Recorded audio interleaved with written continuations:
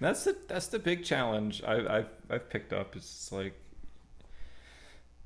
you got other things to do, frankly, and they kind of crop up out of nowhere most of the time, Yeah. and it's just like, man, Consistency. you know, Consistency is key, and some day the problem with me is some days I feel like I have to fight for the hours, and some days the hours are just plenty, and that's great when they're plenty. But if I'm gonna mm, learn a song and I don't have that skill set, right?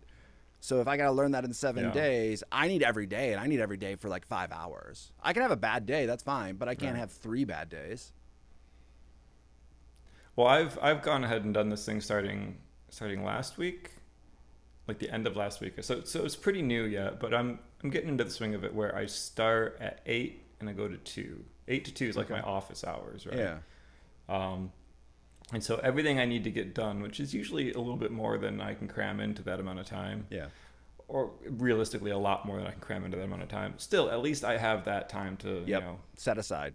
focus. That's the work time. So I Yeah. know it's there, and it's actually really helpful. It's like, okay, now you focus on this, and you get this done, and you got this much time today to do it. Now go. Yep. And we're both doing. I'm doing lists now too. The adhering to the list, I think, can sometimes be the hardest part, right? Like, Hmm. like I wrote a Yep. list on purpose. If I don't fucking follow it, it's my fault that the three. Like this morning, I woke up. I don't want to brag, but 7 a.m. Thank you, everyone who's that's on. I woke up at 7 and I lifted yesterday. Thank you.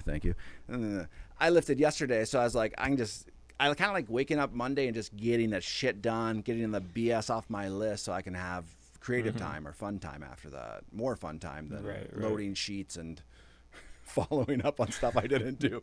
As fun as that sounds.